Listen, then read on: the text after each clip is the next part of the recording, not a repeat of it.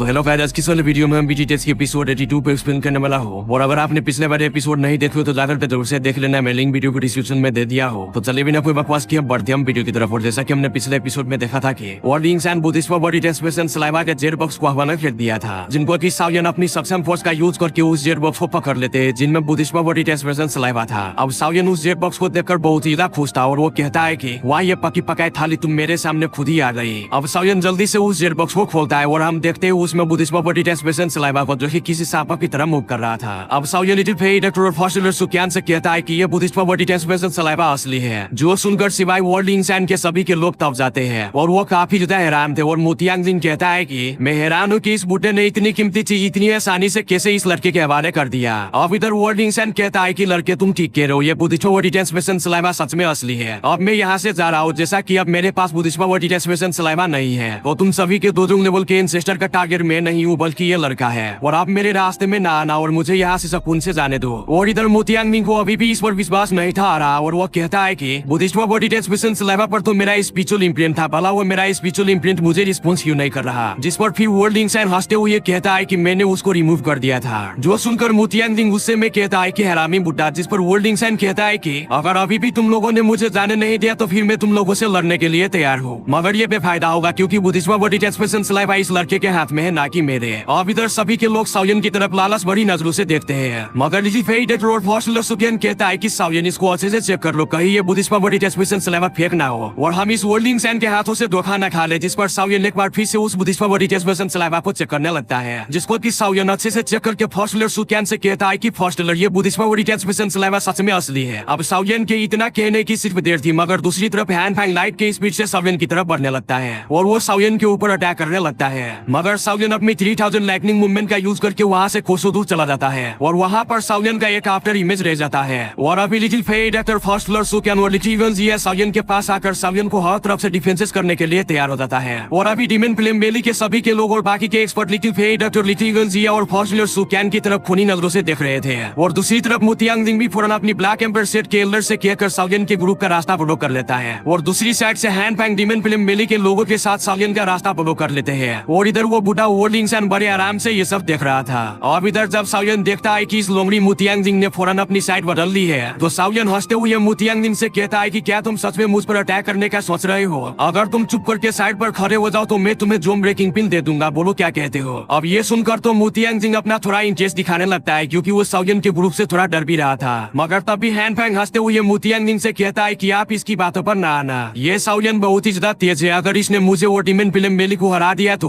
क्या आपको लगता है कि ये साउयन आपको और ब्लैक एम्बर सेट को छोड़ देगा क्या? और क्या आपको लगता है कि आप इसका कुछ उखाड़ भी पाओगे? अब मोतियांग हैन फैंग की बातों में आ जाता है और वो सोचते हुए कहता है कि यार ये बंदा बात तो सही कह रहा है, अगर एक बार साउयन ने हैन फैंग को किल कर दिया तो ये लड़का मेरी भी वही हालत कर देगा क्योंकि इस लड़के के पास दो इलाइट लेवल के एंसेस्टर है। मुझे हैन फैंग की बात सुन लेनी चाहिए। जिसके साथ ही साउयन मोतियांग से कहता है कि सेक्लियर मो, अगर आपको मेरे पर यकीन नहीं तो मैं ये जोन ब्रेकिंग पिल अब भी आपको देने को तैयार हूँ, तो बताओ क्या कहते हो? जो सुनकर मोतियांग बहुत ज्यादा खुश होता है और वो कुछ बोलने वाला था, मगर तभी हैन फैंग मोतियांग से अपनी माइंड पावर से कुछ सीक्रेट बात करता है। जो सुनकर मोतियांग हैन फैंग से कहता है कि क्या सच में? जिस पर हैन फैंग कहता है कि सेक लीडर मोटिमेंट फिल्म बेली ब्लैक कॉर्नर रीजन की एक पुरानी फिक्शन है, अगर आपको लगता है कि मैं इस बात पर मुकर जाऊंगा तो आप बाद में डिमन फिल्म बेली में आकर रिसोर्सेज की डिमांड कर देना। जो सुनकर मोतियांग हैन फैंग से कहता है कि ठीक है मैं इस बार तुम पर यकीन कर लेता हूँ, होपफुली तुम मुझे बेवकूफ नहीं बनाओगे। जिस पर हैन फैंग कहता है कि सेक लीडर मुआ आपकी हेल्प की वजह सच में इस बुद्धिस्ट बॉडी सलाइवा को लेना हमारे लिए बहुत ज्यादा मुश्किल होगा। आप इसके साथ ही मोतियांग हंसते हुए साउयन को देखकर कहता है कि मिस्टर साउयन, जो अभी अभी मुझे हैन फैंग ने ऑफर किया वो इस जोम ब्रेकिंग पिन से कई बढ़कर है, इसलिए अब मुझे आपकी जोम ब्रेकिंग पिन नहीं चाहिए। अब साउयन ये सुनकर खामोश हो जाता है। अब वो सोचता है कि लगता है कि हैन फैंग ने इस बुढ़े मोतियांग को काफी बड़ा लालच दे दिया है। और गाइस मुझे भी नहीं पता कि हैन फैंग ने मोतियांग को क्या लालच दिया है, वो हमें आने वाले टाइम में पता चल जाएगा। अब साउयन कहता है कि पता नहीं क्या चीज है जो मोतियांग ने जोम ब्रेकिंग पिन को भी इग्नोर कर दिया। अब साउयन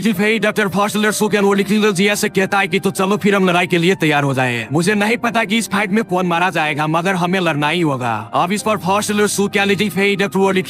हमें सहिला देता है और वो जानते थे कि दूसरी तरफ डिमन फिल्म बेली के एल्डर्स भी है, मगर अभी के लिए असली स्ट्रेंथ साउयन और उसके ग्रुप के पास थी। अब इधर हैन फैंग मोतियांग को अपने साथ मिलाने के बाद वर्ल्ड इंसान को देखकर सोचता है कि अगर मैंने इस बुढ़े वर्ल्ड इंसान को भी अपने साथ मिला लिया तो हमारे साइड पर 3 इलाइट लेवल के एंसेस्टर हो जाएंगे, तो हमारे लिए साउयन और उसके उसके साथ उन दो इलायर दो लेवल के एंसेस्टर को हराना कुछ भी मुश्किल नहीं होगा। और इधर वर्ल्डिंग्स एंड हैनफैंग की सारी बातें समझ जाता है और वो हैनफैंग के कुछ कहने से पहले ही हैनफैंग की बेइज्जती करते हुए कहता है कि साले तुम लोगों ने सबसे पहले तो मुझसे बुद्धिस्ट पावर डिटेस्पेशन सलाइवा छीन लिया और तुम मुझे ही बोल रहे हो इस फाइट में साथ देने के लिए। साले मैं इस फाइट में कभी भी नहीं आऊंगा। अब इसके साथ ही वर्ल्डिंग्स एंड अपनी बुद्धिस्ट पावर डिटेस्पेशन सलाइवा को साउयन के हाथों में छोड़कर वहां से डीप माउंटेन की तरफ चला जाता है, जिस पर हैनफैंग कहता है कि डरपोक बुढ़ा। और इधर साउयन कहता है कि यार ये बुढ़ा वर्ल्डिंग्स एंड इतनी आसानी से ये बुद्धिस्ट पावर डिटेस्पेशन सलाइवा को कैसे छोड़कर जा सकता है, जिस पर फॉस्टलर सुकैन कहता है कि ये सब इतना भी सिंपल नहीं, ये बुढ़ा बहुत ही ज्यादा तेज है। जिस पर लिटिल फेडेटर कहती है कि हो सकता है कि ये बुढ़ा तबे पेड़ हो जाए जब हम सब फाइट करके एक दूसरे को इंजर्ड कर चुके हो और ये उस सिचुएशन का फायदा उठा ले। जिस पर साउयन कहता है कि मुझे नहीं पता मगर अभी के लिए हम इस कमीने हैनफैंग और डिमन फ्लेम बेली के लोगों को मारना ही होगा।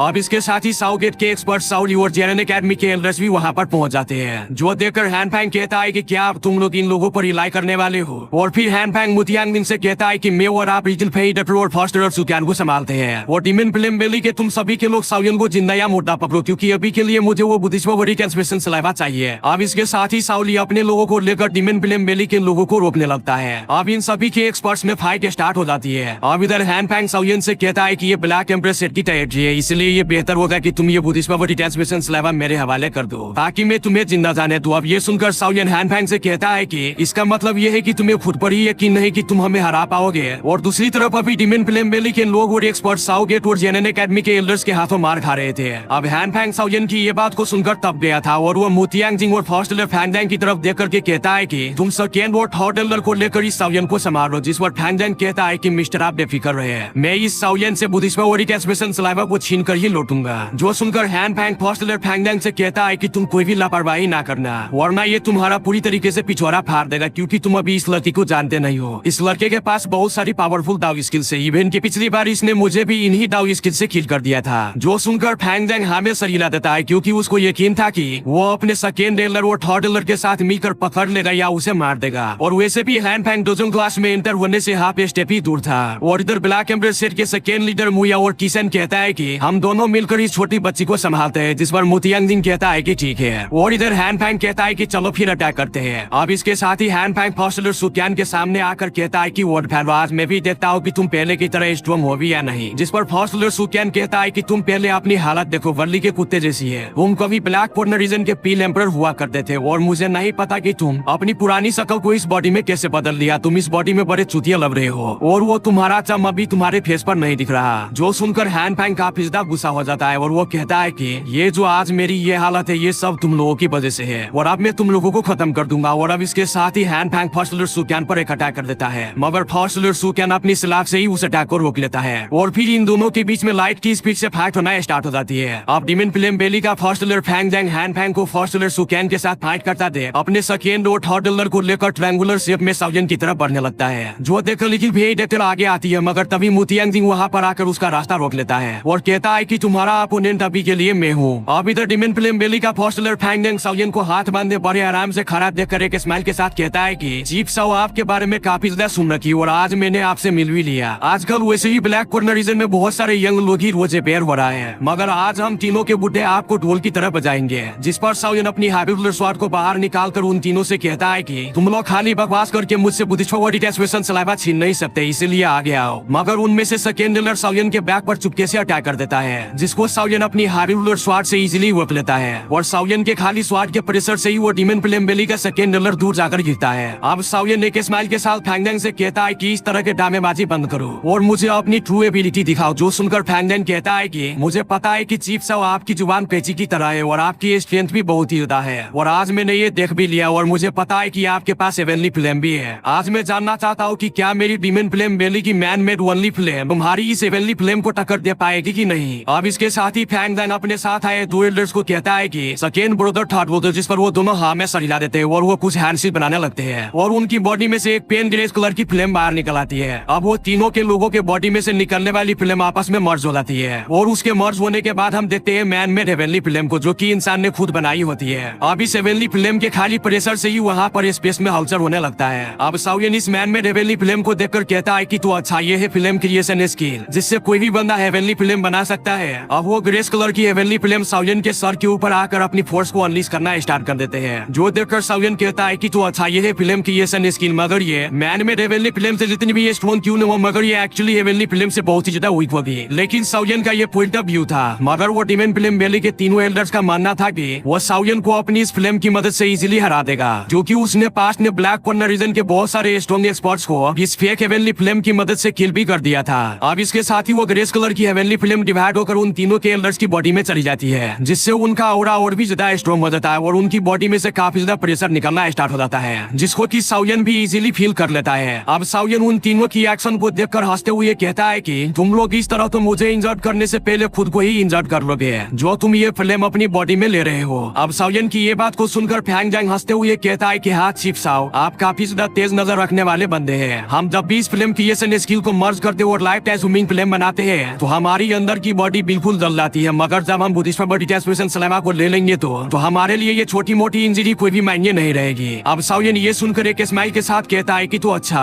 तुम्हारी इस हेवनली फिल्म का नाम लाइफ टाइम स्विमिंग फिल्म है, जो कि तुम इस फिल्म क्रिएशन स्किल से फेक हेवनली फिल्म बनाई है, मगर ये किसी ट्रू हेवनली फिल्म से कमताई है, ये किसी भी ट्रू हेवनली फिल्म का मुकाबला नहीं कर सकता। अब इसके साथ ही साउयन कहता है कि स्काई फायर 3 मिस्टीरियस चेंज, और इसके साथ ही साउयन अपनी स्काई फायर 3 मिस्टीरियस चेंज की फर्स्ट स्टेज ऑफ ग्लेशियोटस हार्ट फ्लेम को एक्टिव कर लेता है। अब साउयन की मेथड और साउयन के स्काई फायर 3 मिस्टीरियस चेंज को यूज करने की वजह से साउयन का ऑरा बहुत ही ज्यादा स्ट्रॉन्ग हो गया था और वो किसी भी 2-1 क्लास के पिक के एक्सपर्ट को इजीली टक्कर दे सकता था बिना किसी दाव की स्किल का यूज किए। मगर अभी भी साउयन फैंग जैंग से थोड़ा वीक था, क्योंकि वो डिमन फिल्म बेली का फर्स्ट प्लेयर फैंग जैंग 2 क्लास के सिर्फ हाफ स्टेप ही दूर था। और जैसा कि फैंग जैंग जानता था कि साउयन के पास एक सीक्रेट टेक्निक है जिससे उसकी स्ट्रेंथ बढ़ जाती है, तो वो साउयन को देखकर कहता है कि मिस्टर साओ की हमने अपनी इस लाइफ ट्रांसफॉर्मिंग फिल्म का पहले कभी भी किसी हेवनली फिल्म से टकराव नहीं किया। आज हमें जरा अपनी हेवनली फिल्म शो करवाओ और हम अपनी लाइफ ट्रांसफॉर्मिंग फिल्म का तुम्हारी हेवनली फिल्म के साथ टकराव कर सके, जरा हम भी तो देखे इसका क्या नतीजा निकलेगा। जिसके साथ ही साउयन ये बात को सुनकर एक स्माइल कर देता है और वो अपने दिल में कहता है कि ये तीनों बहुत ही बड़ा बेवकूफ है। अगर वो तीनों मिलकर पहले मुझसे अकेले से फाइट करना चाहते तो मुझे इसको हराने में थोड़ी दिक्कत भी होती, मगर अभी के लिए ये तीनों अपनी फेक हेवनली फिल्म से मेरी हेवनली फिल्म का चैलेंज करा रहे हैं। ये तो अपनी वीक पॉइंट को मुझे दिखा रहा है, मगर इन्हें ये नहीं पता कि मेरी स्ट्रॉन्गेस्ट पॉइंट मेरी हेवनली फिल्म ही है। अब साउयन इस पर बहुत ज्यादा खुश था और इसके साथ ही साउयन अपनी हाथ पर ग्रीन लोटस कोड फिल्म को बाहर निकाल लेता है, जो कि साउयन की फर्स्ट हेवनली फिल्म थी। और दूसरी तरफ मोतियांग और लिटिल फेई डेक्टर में फाइट स्टार्ट हो चुकी थी और उसके ऑपोजिट साइड पर ही फर्स्ट लीडर सुक्यान और हैनपांग के बीच बहुत ही इंटेंस फाइट हो रही थी। और इधर सेकेंड लीडर मुया और किसान मिलकर लिटिल गर्ल्स से फाइट कर रहे थे और अभी लिटिल गर्ल्स डिसएडवांटेज में जा रही थी, जो देखकर साउयन सेकेंड लीडर मुया और किसान को बड़े गुस्से से देखते हैं। मगर तब भी लिटिल गर्ल्स साउयन से कहती है कि तुम बेफिक्र रहो, मैं इन दोनों को संभाल लूंगी, मगर तुम अभी के लिए उन तीनों के डिमन फिल्म बेली के एल्डर्स को संभालो। जो सुनकर साउयन हैरान हो जाता है और वो कुछ नहीं कहता,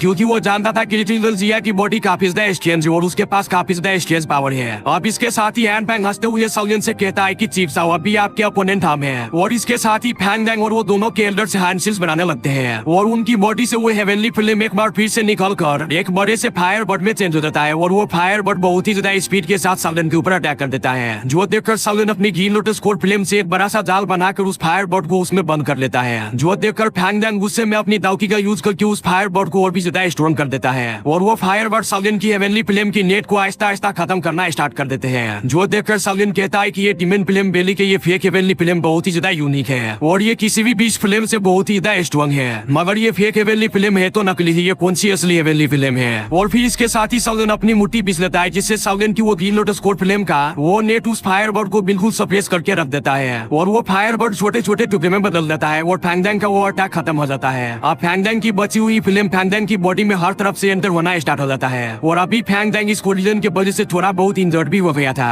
अब साउयन भी ये देखकर हैरान था कि यार इन लोगों की इस लाइफ ट्रांसफॉर्मिंग फिल्म ने अपने आप को छोटे छोटे टुकड़े में बदलकर साउयन के इस फायर नेट से निकलकर वापस से इन लोगों की बॉडी में चली गई। अब साउयन के दिल में एक ख्याल आता है कि अगर मैंने इन लोगों की इस लाइफ ट्रांसफॉर्मिंग फिल्म को पकड़ लिया और मैंने अपने फिल्म मंत्रा के जरिए इस लाइफ ट्रांसफॉर्मिंग फिल्म को निगल लिया तो मेरा फिल्म मंत्रा क्या पता थोड़ा बहुत इन्वॉल्व हो जाए, क्योंकि साउयन का फिल्म मंत्रा अभी के लिए काफी ज्यादा इन्वॉल्व हो चुका है और अगर साउयन को किसी भी आम से हेवनली फिल्म को उसे निगलने के लिए दे तो उसका फिल्म मंत्रा जरा सा भी अपग्रेड नहीं होता। लेकिन ये लाइफ ट्रांसफॉर्मिंग फिल्म ये काफी ज्यादा स्ट्रॉन्ग फिल्म है, अगर साउयन इस फिल्म को अपने फिल्म मंत्रा को निगलने के लिए दे तो साउयन का फिल्म मंत्रा थोड़ा बहुत अपग्रेड हो सकता है। और ये जो लाइफ ट्रांसफॉर्मिंग फिल्म है इसमें फैंग जैंग और बाकी 2 एल्डर्स की नाव की भी शामिल है। अगर साउयन इस फिल्म को निगल लेता है तो फैंग जैंग की पावर और उन दोनों की एल्डर्स की पावर बहुत ज्यादा कम हो जाएगी और पता नहीं उन्हें कितने सालों लग जाएंगे अपनी इस पावर को दोबारा रिकवर करने में। अब इसके साथ ही साउयन उन तीनों से कहता है कि अगर तुम तीनों को आग से खेलने का इतना ही शौक है तो फिर मैं तुम लोगों को आग से खेलने के गंदे नतीजे भी बता ही देता हूँ। अब इसके साथ ही साउयन फैंगडैंग की लाइव ट्रांसफॉर्मिंग फिल्म को कैप्चर करने का तरीका ढूंढने लगता है और इधर फैंगडैंग जो कि काफी ज्यादा इन डाउट हो गया था वो अपने दोनों एल्डर से कहता है कि सेकेंड ब्रदर थर्ड ब्रदर हमें जल्दी से स्टार फोनिक्स को बनाना होगा और इसके साथ ही वो अपनी लाइव ट्रांसफॉर्मिंग फिल्म का यूज करके एक बड़ा सा फायर फोनिक्स को बना लेता है और जब साउयन इस फायर फोनिक्स को देखता है तो वो बिल्कुल हैरान हो जाता है और वो हैरान होकर कहता है कि ये इम्पॉसिबल है किसी भी फिल्म को इतनी करेक्ट शेप में किसी भी चीज में कन्वर्ट करना। और फिर साउयन उस फायर फोनिक्स को गौर से देखता है जो कि फिल्म से बना हुआ था और वो खुद से कहता है कि अभी ये फायर फोनिक्स इन तीनों लोगों की दावकी से भी और उनकी फायर से भी बना हुआ है, तो इस केस में मैं इस चीज को एक्सेप्ट करता हूँ। और इस खतरनाक अटैक को बनाने के बाद फैंगडैंग और बाकी के दोनों एल्डर्स की रंग बिल्कुल फीके पड़ गए थे क्योंकि उनकी सारी स्ट्रेंथ इस फायर फोनिक्स में जा चुकी थी। और इसके साथ ही फैंगडैंग साउयन को कहता है कि चीफ साहब क्या हमारा ये फायर फोनिक्स तुम्हें अच्छा लगा और अभी तुम मुझे खुद बताओ कि क्या ये मेरी फायर फोनिक्स तुम्हारी हेवनली फिल्म को टक्कर दे पाएगी कि नहीं। जो सुनकर साउयन फैंगडैंग पर हंसते हुए कहता है कि क्या यही तुम्हारा अल्टीमेट किलिंग मूव है क्या, जिस पर फैंगडैंग बिल्कुल गुस्से में आ जाता है और वो साउयन से कहता है कि जब तुम मेरे इस फायर फोनिक्स की स्ट्रेंथ को चखोगे तो तुम अपनी स्टेटमेंट को जरूर चेंज कर लोगे।